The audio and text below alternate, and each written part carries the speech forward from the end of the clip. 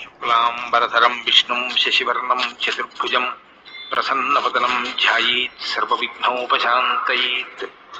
గురుర్బ్రహ్మా గురుర్విష్ణుః గురుర్దేవో మహేశ్వరः గురుః సాక్షాత్ పరబ్రహ్మ తస్మై శ్రీ గురవై నమః. వ్యాసాయ విష్ణురూపాయ వ్యాసరూపాయ విష్ణవే నమో వై బ్రహ్మనిధయే వాసిష్ఠాయ నమో నమః. కూజంతం రామ రామేతి మధురం మధురాక్షరం ఆరుహ్య కవితాశాఖాం వందే వాల్మీకికోకిలం.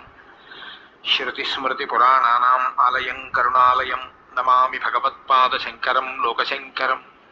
సదాశివసమారంభాం శంకరాచార్యమధ్యమాం అస్మదాచార్యపర్యంతాం వందే గురుపరంపరాం. వాగర్థావివ సంపృక్తౌ వాగర్థప్రతిపత్తయే జగతః పితరౌ వందే పార్వతీపరమేశ్వరౌ. సూక్తిం సమగ్రేతున స్వయమేవ లక్ష్మీః శ్రీరంగరాజమహిషీ మధురైః కటాక్షైః. వైదగ్ధ్యవర్ణకుడకుంభనగౌరవైర్యాం కండూలకర్ణకుహరాः కవయోధయంతి. హైమోర్ధ్వపుండ్రమజహన్మకుటం సునాసం మందస్మితం మకరకుండలచారుగండం బింబాధరం బహుళదీర్ఘకృపాకటాక్షం శ్రీవేంకటేశముఖమాత్మని సన్నిధత్తాం. మనోజవం మరుతతుల్యవేగం జితేంద్రియం బుద్ధిమతాం వరిష్టం వాతాత్మజం వనరయూథముఖ్యం శ్రీరామదూతం శిరసా నమామి. జయత్యతి బలో రామో లక్ష్మణశ్చ మహాబలః రాజాదేతి సుగ్రీవో రాఘవేణాభిపాలితః. దాసోహం కోసలేంద్రస్య రామస్యాక్లిష్టకర్మణః హనుమాన్ శత్రుసైన్యానాం నిహంతా మారుతాత్మజः. రావణసహస్రం మే యుద్ధే ప్రతిఫలం భవేత్ శిలాభిస్తు ప్రహరతः పాదపైశ్చ సహస్రశः. అర్దయిత్వా పురీం లంకాం అభివజ్య చ మైథిలీం సమృద్ధార్థో గమిష్యామి విశతాం సర్పరక్షసాం. ధర్మాత్మా సత్యసంధశ్చ రామో దశరథిర్యది పౌరుషే చ ప్రతిద్వంద్వశరైరం జహిరావిణిం. ఆపదామపహర్తారం దాతారం సర్వసంపదాం లోకాభిరామం శ్రీరామం భూయో భూయో నమామ్యహం. శరజ్యోత్సనాశుద్ధాం శశీతజటాజూటమకుటాం వరత్రాసత్రాణస్ఫటికఘటికా పుస్తకకరాం. సకృన్నత్వా నత్వా కథమివ సతాం సన్నిధతతే మధుక్షీరద్రాక్షా మధురిమధురీణాః ఫణితయః. హరి ఓం. బాలకాండము 13వ సర్గము. అశ్వమేధ యాగమునకు సన్నాహములు. దశరథుడు సపరివారముగా యజ్ఞశాలలో ప్రవేశించి దీక్షను గైకొనుట. పునఃప్రాప్తే వసంతేతు పూర్ణః సంవత్సరోభవత్ ప్రసవార్థం గతో యష్టుం హయమేధేన వీర్యవాన్.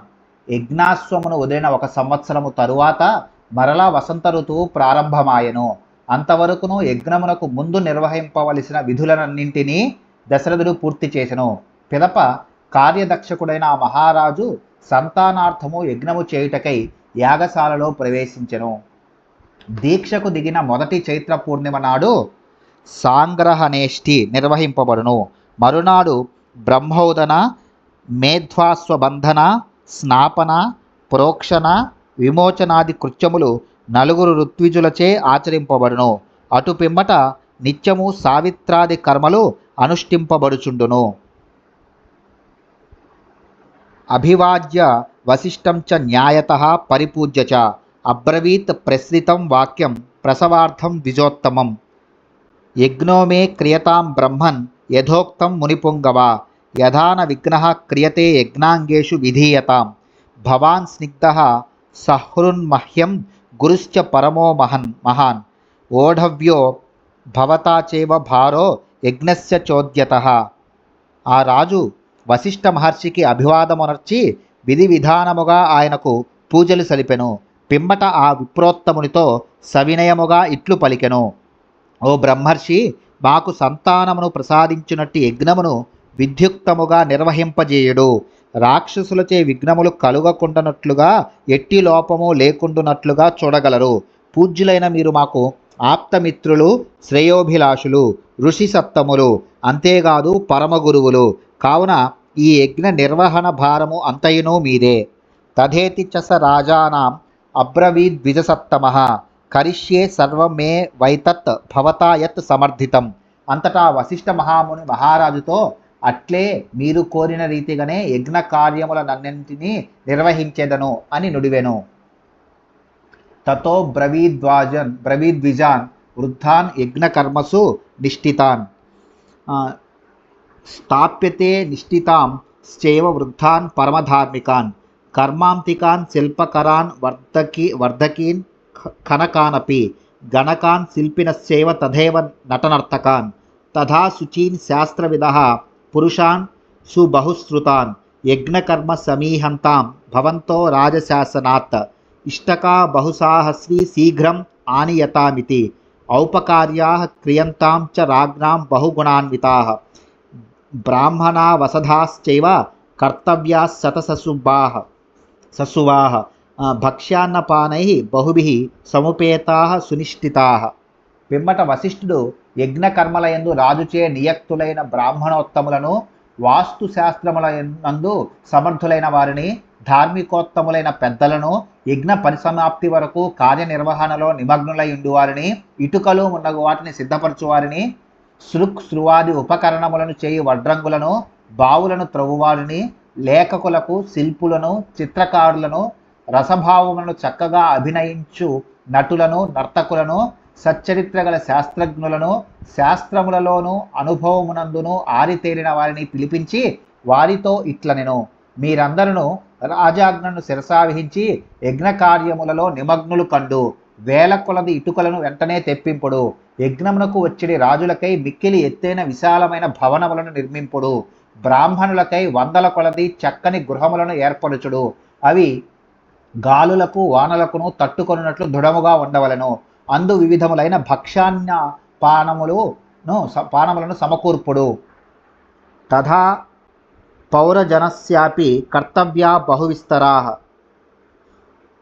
బహువిస్తరాః ఆవాసా బహుభక్ష్యా వై సర్వకామైః ఉపస్థితాః. తథా జానపదస్యాపి జనస్య బహుశోభనం దాతవ్యమన్నం విధివత్ సత్కృత్య నతు లీలయా.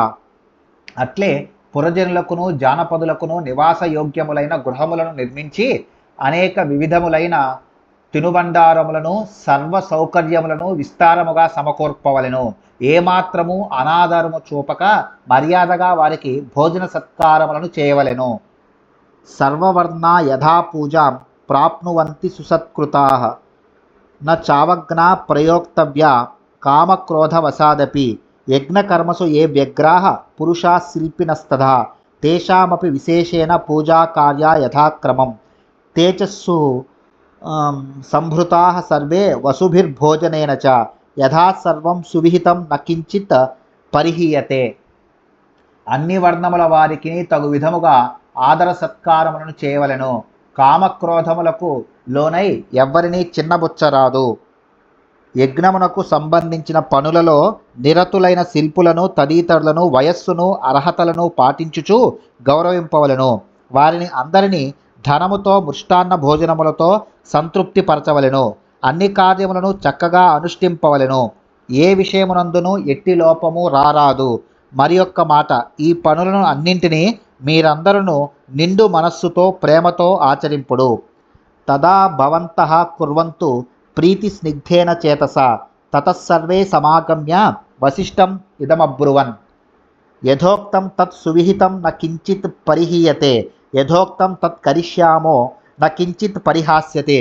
వారందరూ కలిసి ముక్తకంఠముతో వశిష్ఠునితో ఇట్లు పలికిరి: ఇంతవరకును ఎట్టి లోటును రానియక మీ ఆదేశముల ప్రకారమే చేసితిమి. ఇక మీదట కూడా మీ ఆజ్ఞలను ఏ లోపము వాటిల్లకుండా పాటించెదము. తతః సుమంత్ర మహూయా వశిష్ఠో వాక్యమబ్రవీత్: నియంత్రయస్వ నృపతీన్ పృథివ్యాం ఏ చ ధార్మికాః బ్రాహ్మణాన్ క్షత్రియాన్ వైశ్యాన్ శూద్రాంశ్చైవ సహస్రశః సమానయస్వ సత్కృత్య సర్వదేశేషు మానవాన్. పిమ్మట వశిష్ఠ మహర్షి సుమంత్రుని పిలిపించి ఇట్లు పలికెను: ఈ భూమండలమున గల ధార్మికులైన రాజులను, పెద్ద సంఖ్యలో బ్రాహ్మణులను, క్షత్రియులను, వైశ్యులను, శూద్రులను ఆహ్వానింపుము. అన్ని దేశముల నుండి జనులను సాదరముగా ఆహ్వానింపుము. మిథిలాధిపతిం శూరం జనకం సత్యవిక్రమం నిష్ఠితం సర్వశాస్త్రేషు తథా వేదేషు నిష్ఠితం తమానయ మహాభాగం స్వయమేవ సుసత్కృతం పూర్వసంబంధినం జ్ఞాత్వా తతః పూర్వం బ్రవీమితే. మిథిలాధిపతి అయిన జనక మహారాజు సూర్యుడు, సత్యసంధుడు, సర్వశాస్త్రముల యందును వేదములలోనూ నిష్ఠాగరిష్ఠుడు, మహాపురుషుడు, కనుక స్వయముగా వెళ్ళి ఆయనను సగౌరవముగా ఆహ్వానింపుము. ఇంతకుముందు ఆయనతో గల అనుబంధమును బట్టి మొట్టమొదట ఆయనను గూర్చి తెలుపుచుంటిని. తథా కాశీపతిం స్నిగ్ధం సతతం ప్రియవాదినం వయస్యం రాజసింహస్య స్వయమేవానయస్వః తథా కేకేయ రాజానాం వృద్ధం పరమధార్మికం స్వసురం రాజసింహస్య సపుత్రం త్వమిహానయ అంగేశ్వరం మహాభాగం రోమపాదం సుసత్కృతం వయస్యం రాజసింహస్య సమానయ యశస్వినం ప్రాచీనాన్ సింధు సౌవీరాన్ సౌరాష్ట్రేయాంశ్చ పార్థివాన్ దాక్షిణాత్యాన్ నరేంద్రాంశ్చ సమస్తానానయస్వః సంతి స్నిగ్ధాశ్చ ఏ చాన్యే రాజానాః పృథివీతలే తానానయ యథాక్షిప్రం సానుగాన్ సహబాంధవాన్. అట్లే సంతతము మధురభాషియు రాజుగారికి ఆప్తమిత్రుడును అయిన కాశీరాజును స్వయముగా పిలువుము. పరమ ధార్మికుడును పెద్దవాడును రాజుగారికి మామయు అయిన కేకేయ రాజును ఆయన సుతుని స్వయముగా ఆహ్వానింపుము. అంగదేశాధిపతియు సత్పురుషుడును పూజ్యుడును గొప్ప కీర్తి ప్రతిష్టలు గలవాడును దశరథునకు మిత్రుడును అయిన రోమపాదుని సాదరముగా ఆహ్వానింపుము. ప్రాచీనులైన సింధు సౌవీర సౌరాష్ట్ర దేశాధిపతులను దక్షిణ దేశముల ప్రభువులను అందరినీ దూతల ద్వారా ఆహ్వానింపుము. ఇంకను ఈ భూమండలమున దశరథులకు మిత్రులైన రాజులను అందరినీ పరివారములతో బంధువులతో కూడి వచ్చినట్లు వీలైనంత త్వరగా ఆహ్వానింపుము. వశిష్ఠవాక్యం తచ్చుత్వా సుమంత్రః త్వరితస్తదా వ్యాధిసత్ పురుషాంస్తత్ర రాజ్ఞాం ఆనయనే శుభాన్. వశిష్ఠుని ఆదేశమును అనుసరించి సుమంతుడు సమస్త రాజులను ఆహ్వానించుటకై ఆంతరంగికులైన పురుషులను వెంటనే ఆయా దేశములకు పంపెను. స్వయమేవ హి ధర్మాత్మా ప్రయయౌ మునిశాసనాత్ సుమంత్రః త్వరితో భూత్వా సమానేతుం మహీక్షితః. బుద్ధిశాలి అయిన సుమంతుడు వశిష్ఠ మహర్షి ప్రత్యేకముగా పేర్కొనిన మహీపాలులను అందరినీ ఆయన సూచన మేరకు స్వయముగా తీసుకుని వచ్చుటకై వెంటనే బయలుదేరెను. తేచ కర్మాంతికాః సర్వే వశిష్ఠాయ చ ధీమతే సర్వం నివేదయంతి స్మ యజ్ఞే యదుపకల్పితం. తతః ప్రీతో ద్విజశ్రేష్ఠః తాన్ సర్వాన్ ఇదమబ్రవీత్ అవజ్ఞయా న దాతవ్యం కస్య చిల్లీయాపి వా అవజ్ఞయా కృతం హన్యాత్ దాతారం నాత్ర సంశయః.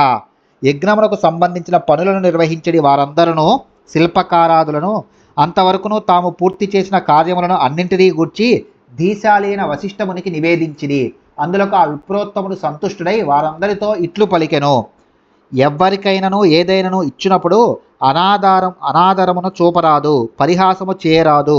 చులకన భావముతో చేసిన దానము వలన దాతకు హాని కలుగును, ఇందులకు సందేహము లేదు.